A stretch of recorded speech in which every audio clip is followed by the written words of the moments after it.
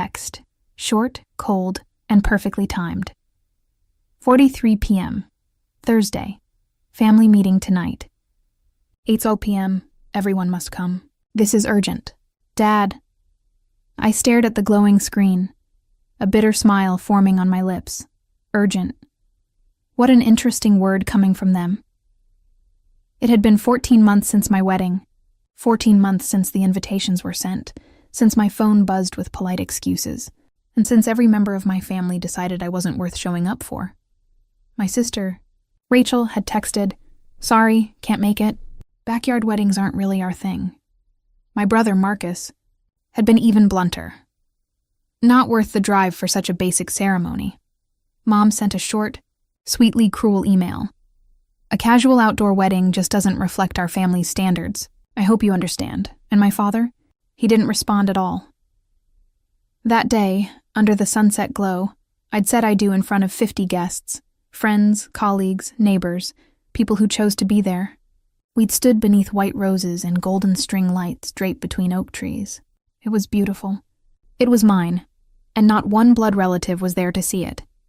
Now, 14 months later, suddenly there was something urgent. I already knew why.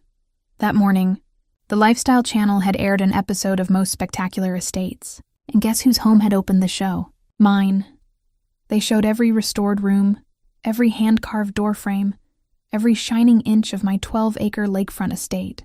They revealed its $5.5 million value, interviewed me about how I'd purchased it as a distressed property for $1.8 million 3 years earlier, and even played footage of my wedding, yes, the backyard one, in those same gardens. The segment went viral. By noon, I'd gotten more messages than I had in the last 3 years combined.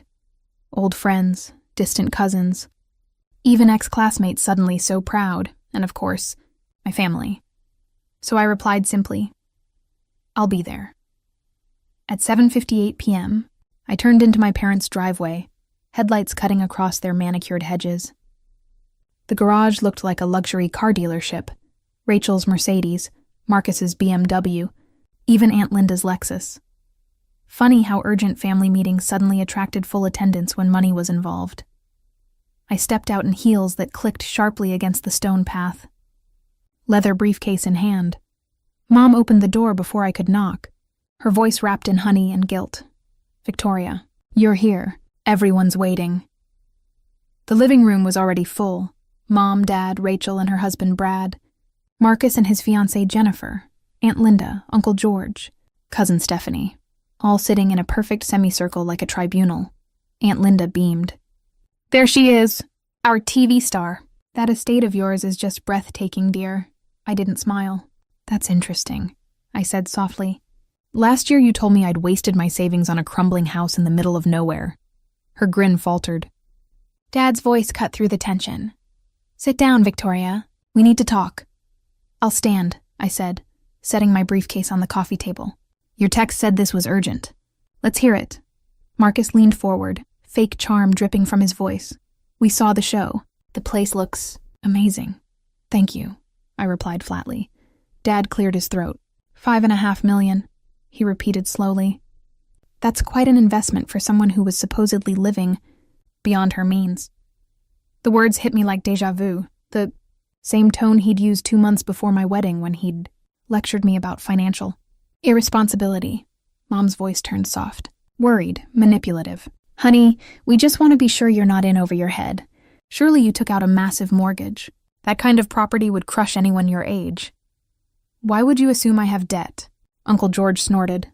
"Because nobody in their 20s owns an estate like that outright. You must be leveraged to the hilt. That's why you had that little wedding, isn't it? Tight budget?" I almost laughed. "Is that what you think?" Rachel's tone turned falsely kind. "We're not judging, Vic. We just want to help. Brad thinks you should sell before the market turns." Brad nodded eagerly. "I've got a great agent, actually. We could list next week and—" I lifted a hand, cutting him off. Then slowly I opened my briefcase. The sound of the metal clasp echoed through the silent room. "Before we continue," I said, voice calm, "let me ask something simple. Why didn't any of you come to my wedding?" No one spoke. Not one person dared meet my eyes. I sent invitations 6 months in advance, I continued. Called each of you personally. Every single one of you made an excuse about why my wedding wasn't worth attending. That's not fair, Rachel said quickly. We explained it wasn't special enough. You said it wasn't a real celebration, that it was too basic. I looked at each of them in turn. So tell me, what changed between then and now? Marcus shifted uncomfortably. We didn't know what? I snapped. That the rented cottage was actually my estate? That the basic backyard wedding was in gardens now featured in 3 national magazines?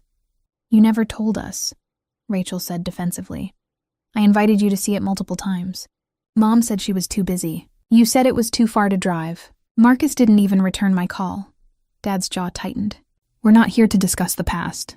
This is about your financial situation. My financial situation? I echoed. Then I placed a document on the table. Crisp, heavy paper. That's the deed. The estate is fully paid off. No mortgage. Uncle George grabbed it, scanning quickly. His face paled. Free and clear? You actually own it outright? Yes. I laid down another sheet, an appraisal from last month.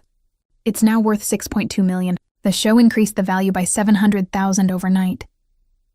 Dad's hand trembled slightly. How did you afford this? I worked for it.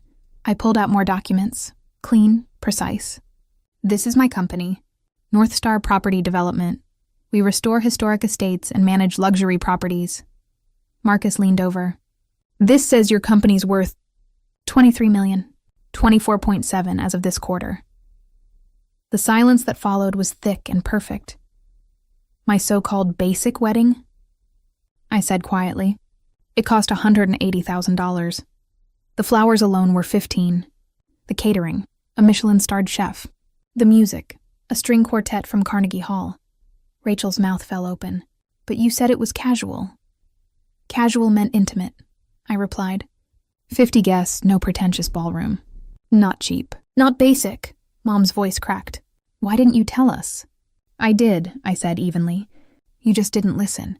I told you I was restoring a historic estate. You called it an old dump. I said I was starting a business. Dad said I was playing entrepreneur. I invited you to my wedding. You said it wasn't special enough. I unlocked my phone and held up a photo. Me in my Vera Wang gown, Daniel's hand around my waist, sunlight spilling through the oak trees.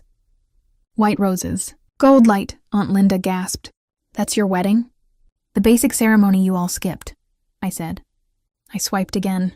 Chandeliers, a 7-tier cake, a vintage Rolls Royce parked by the lake. I didn't hide anything. You just couldn't see past your own arrogance. Dad's voice softened. If we had known, I laughed, a short, sharp sound. That's exactly the problem. You'd have come if you knew it was expensive enough, not because it mattered to me. Mom looked hurt. That's not true.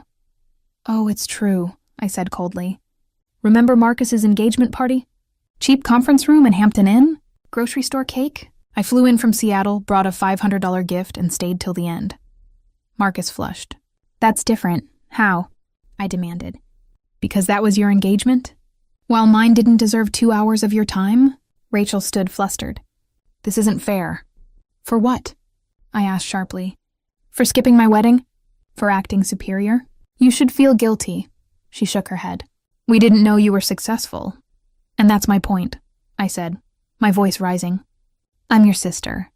You should support me because you love me, not because you saw me on television. Silence again. The kind that feels like glass about to shatter. Finally, I exhaled and reached back into my briefcase. You want numbers? Fine. I laid out deeds like playing cards. Riverside property, $3.8 million. Willow Creek Manor, 2.1. Hartley Building, 4.2. Riverside Inn, 1.9. Their eyes widened. I kept going. Garden District properties, 6.7. Lakefront cottages, 2.3. Victorian Mansion, 3.4. Uncle George was whispering, trying to add them up. That's over 25. No, almost 29 million. I set down the last document, my portfolio statement. Total assets, $52.3 million. Net worth, $44.2 million. Jennifer's voice came out in a stunned whisper. 44 million? Yes, I said simply. And personally, I'm worth about 31. I glanced at my father. Not bad for someone who was playing entrepreneur, right, Dad? He looked like I'd punched him. I continued, tone calm, almost bored. Next month, I'll be featured on the cover of Forbes, Young Entrepreneurs in Historic Preservation. I snapped my briefcase shut. So why am I here? No one answered. You saw me on TV, I said quietly. You realized I wasn't the failure you assumed. And now you want in. That's not true, Mom started. Don't lie. My voice was ice. Dad, what's the real reason? He deflated, shoulders sagging. The business is struggling. We need investors. When we saw the show, we thought maybe, how much? I asked flatly. Uncle George answered before Dad could. $500,000 for dealership expansion. And you thought I'd just write a check? Rachel leaned forward, eyes pleading. We made a mistake. We're sorry, but we're family. Family helps each other. I stared at her for a long moment. Her words sounded sincere, but sincerity after fame wasn't the same as sincerity when you're invisible. Do you know what Daniel and I did on our wedding night? I said quietly. We walked through those gardens at midnight, and he held me while I cried, because my family couldn't show up for the most important day of my life. Mom's eyes filled with tears.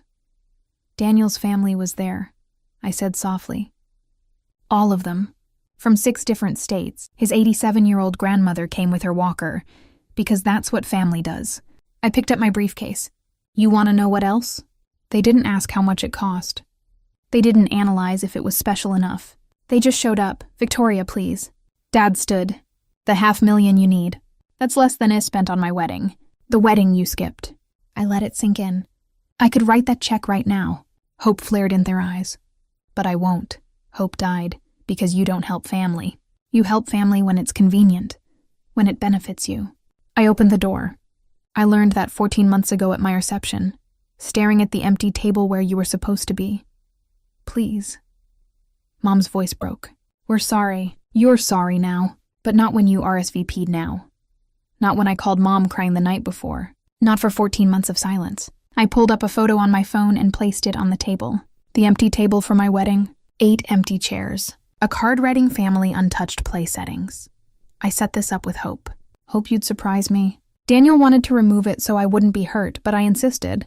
Mom cried openly now. Every guest saw that empty table. Do you know how humiliating that was? I picked up my phone, but Daniel's family moved over to sit in those empty chairs.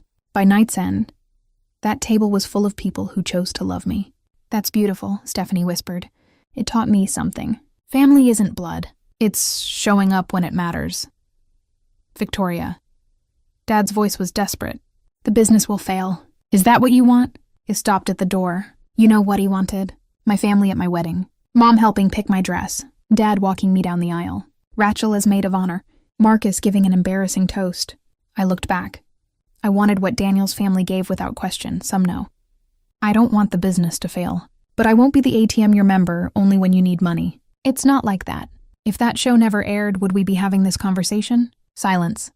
That's what I thought. I left as chaos erupted behind me. My phone buzzed. Daniel, how did it go? Exactly as expected. Coming home. Making your favorite dinner. I love you. I love you too. As I drove away, text flooded in. Rachel, please reconsider. Marcus, can we talk? Mom, you're breaking my heart. Dad, money has made you cruel. I typed back to Dad. No, money just made you notice me. That's not the same thing. Then I blocked them all and drove to my estate.